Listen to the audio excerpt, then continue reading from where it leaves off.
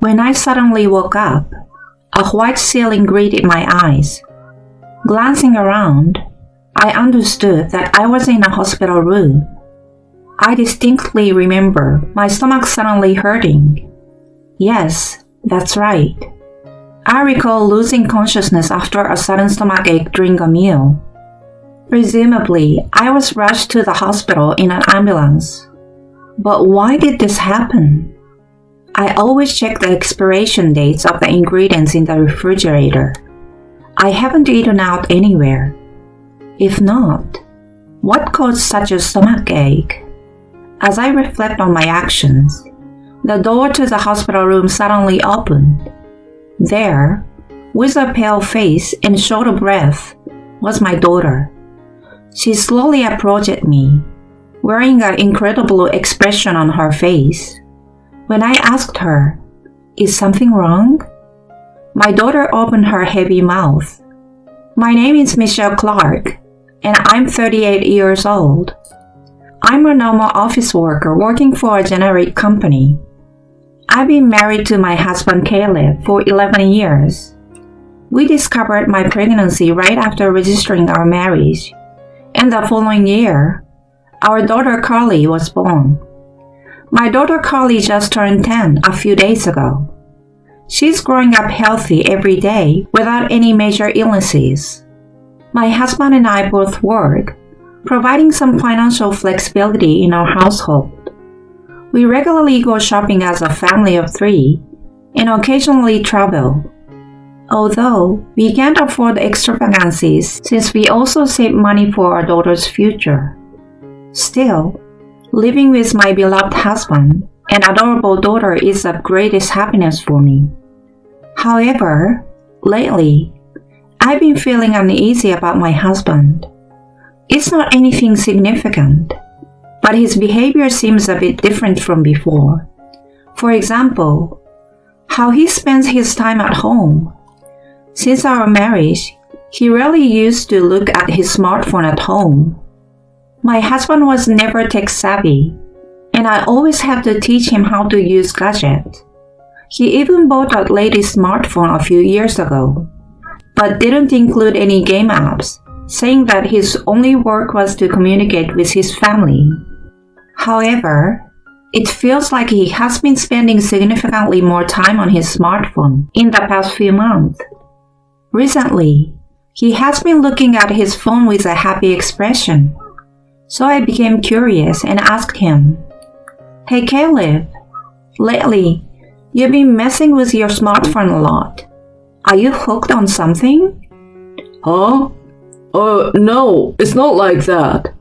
It's an app my junior colleague at work recommended, and it's really interesting. Oh really? Then why not teach it to Carly too?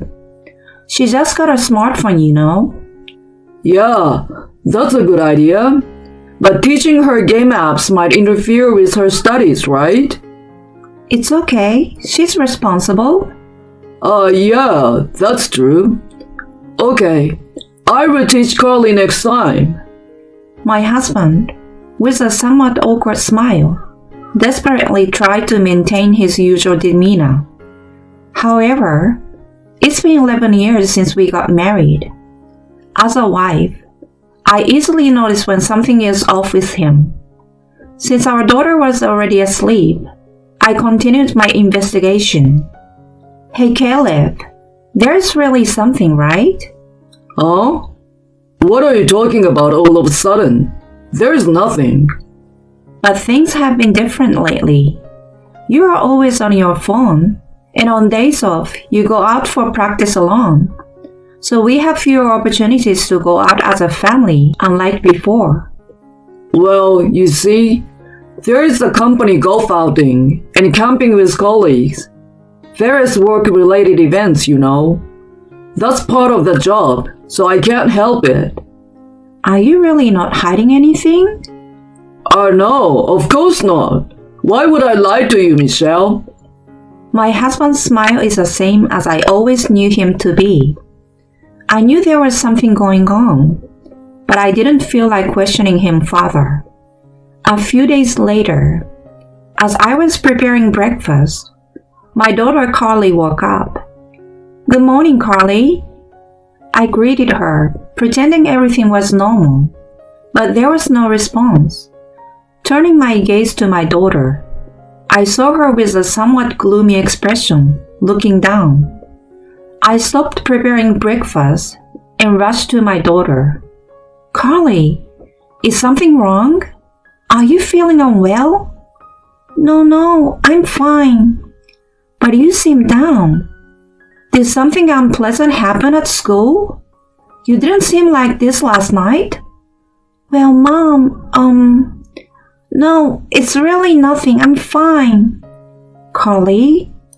I felt a sense of discomfort in Carly's way of speaking, but in such cases, pressing too much would be counterproductive. If she is troubled by something, it's better to wait until she wants to talk. I stopped trying to inquire further and gently spoke to my daughter. "Carly, if there is anything, you can always talk to me. I will do anything to help you, for your sake, Carly." "Mom, I'm sorry. Thank you." "It's okay. No need to apologize. Adolescence is a time when you worry about very things, right? I was like that too." My daughter smiled a little awkwardly at my words. I had thought that Carly was troubled by something at school. However, at that moment, I still hadn't realized that my daughter's worries were much bigger than I had imagined. A month passed, but my husband's behavior had definitely become strange. He used to come home at 9 p.m. no matter how late, but lately, he has been coming home beyond midnight every night. My daughter and I would fall asleep without waiting for his return, but we always woke up at the sound of the front door opening. Checking the smartphone, it was past midnight, and on some days, it was even past 1 a.m. Certainly, after enduring such days for 2 weeks, I could sense that something was wrong. I couldn't overlook this anymore. That's what I thought. So I decided to wait for my husband to come home and talk things over. As I dozed off while waiting, the front door finally opened after midnight. My husband seems to be on the phone with someone, and I could hear a cheerful conversation. They were talking in the hallway, so I couldn't make out the content of the conversation, but it was too loud for just talking to oneself. "Welcome back. Who are you talking to?" In the hallway, when I greeted my husband, he opened his eyes wide and quickly pocketed his smartphone. "Oh, you're awake." "Huh? Weren't you on the phone just now? Is it okay to cut off the call so suddenly like that?" "Huh? What call? I wasn't on the phone. I was watching a video, so maybe you heard the audio?" "A video? You were watching it while walking home?" "I've been into it lately. Just listening to the audio is interesting enough, like a radio show." The husband is clearly flustered. Once I noticed this, I sat him down on the couch and asked him clearly, "Hey, isn't it strange that you've been coming home so late recently?" "Oh, what's strange about it? It's just overtime. There's nothing I can do about it." "Has there been overtime every day like that? For almost the past 10 years, there was hardly any overtime, and you used to come home by 9 p.m. at the latest. Why is there suddenly so much overtime now? Isn't it strange?" Even if you say that, hey now, we are short-staffed. Young people these days quit so easily. Even so, is it normal for you to suddenly have so much overtime?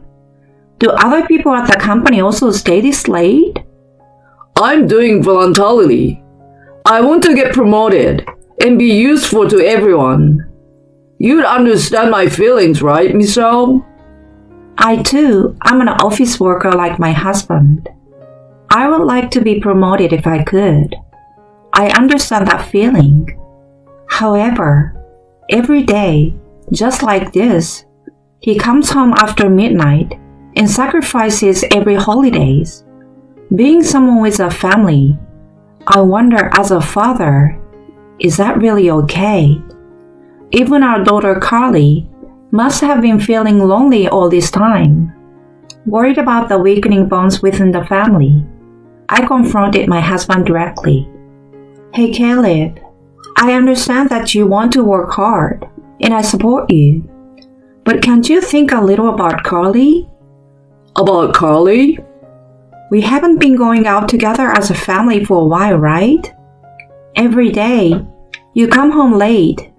Carly doesn't get to see her father, and she must be feeling lonely. Oh, well, yeah, that's true.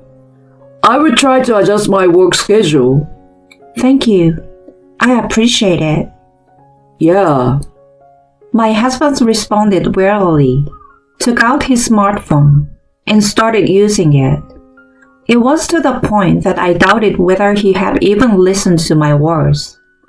As expected, my husband didn't change his behavior, and the days of late returns continued. Despite my regular requests for him to come home early and spend holidays with our daughter, he insisted that work was busy. It seemed like my husband found my reminders bothersome. Over time, he started ignoring me when I spoke, and our conversations as a couple almost disappeared.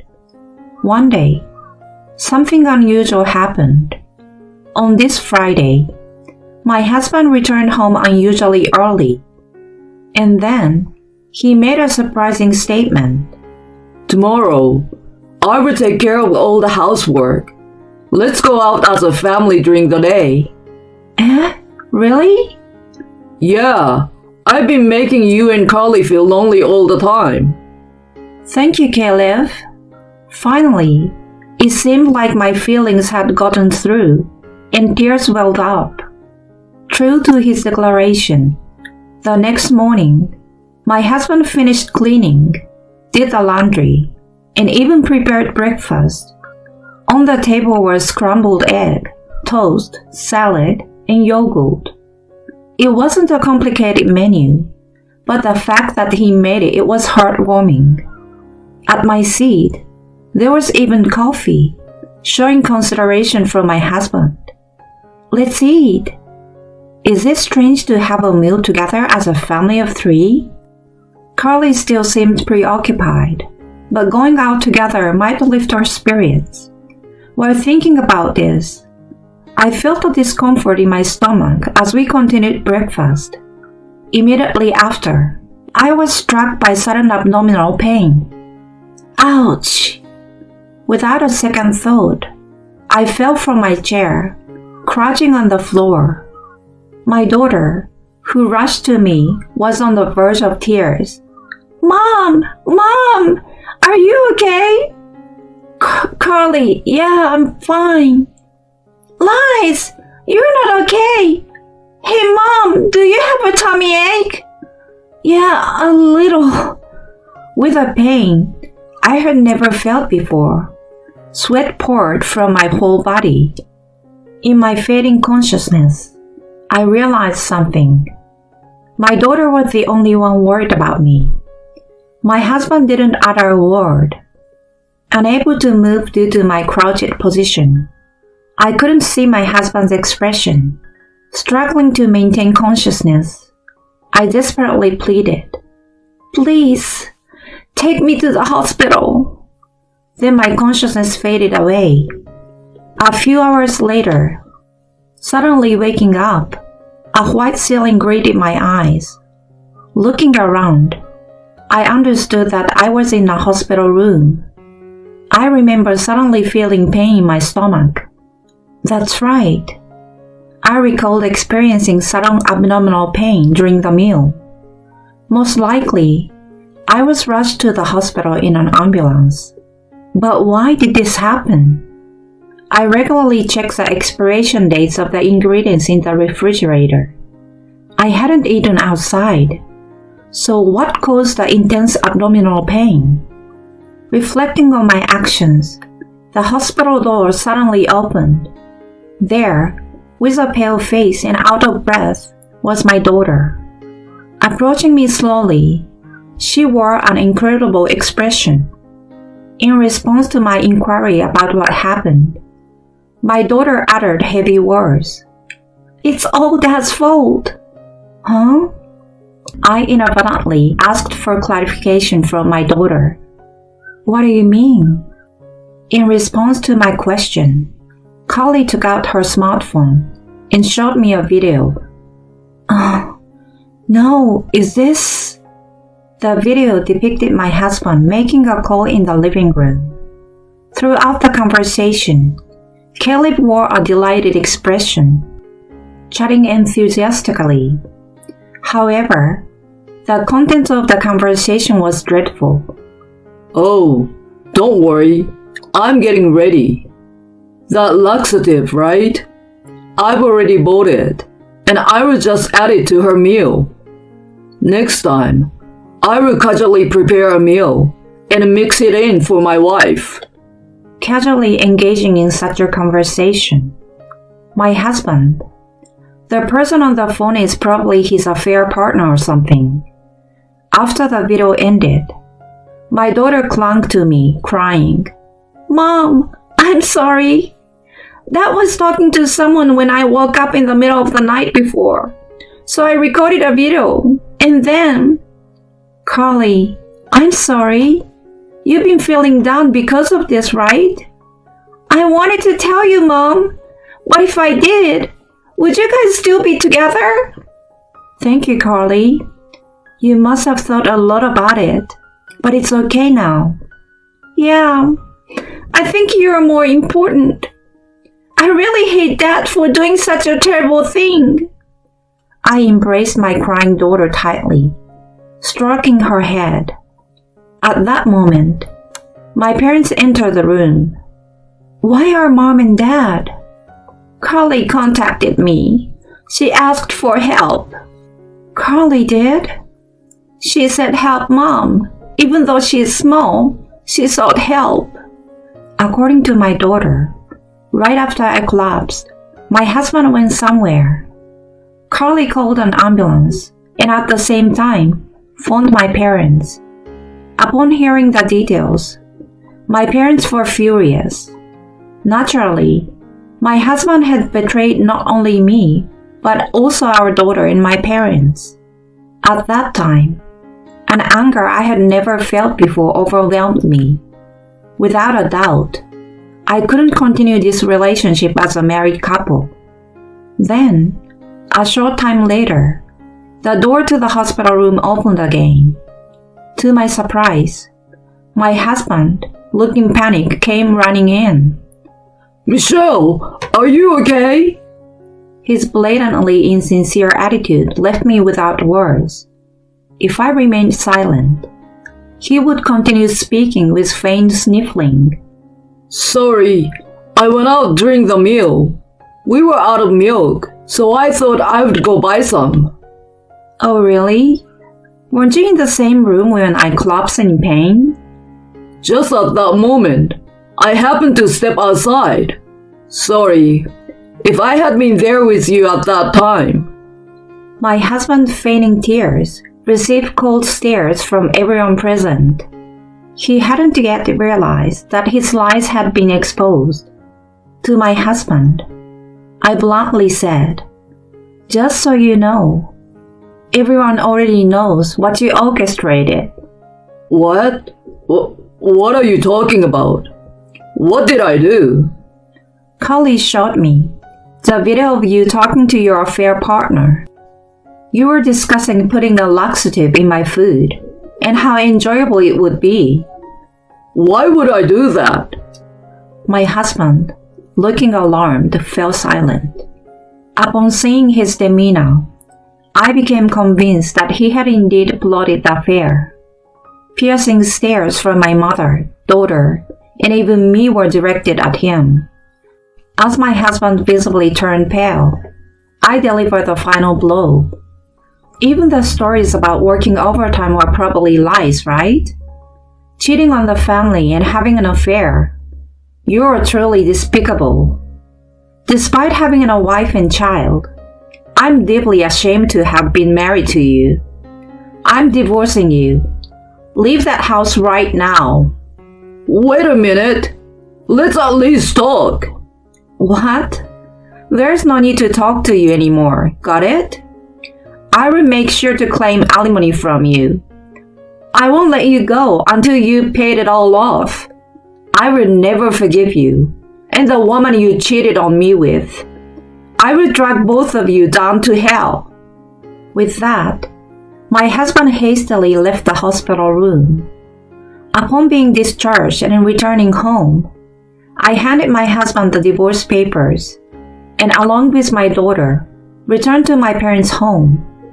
Since my husband was unwilling to agree to the divorce, I proceeded with the divorce proceedings through the lawyer I hired, demanding alimony from Caleb and his affair partner.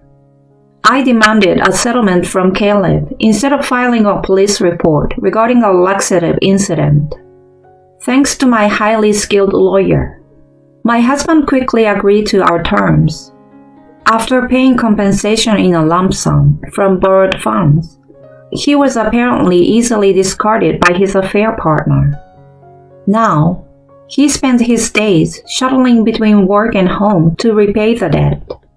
His parents have disowned him, and he leads a solitary life with no one to rely on. On the other hand, I'm peacefully living with my parents in Crawley at my family home. While I feel sorry for taking away a father from my daughter, I believe this choice was the right one. I aim to cooperate with my parents and shower my daughter with plenty of love in the days to come.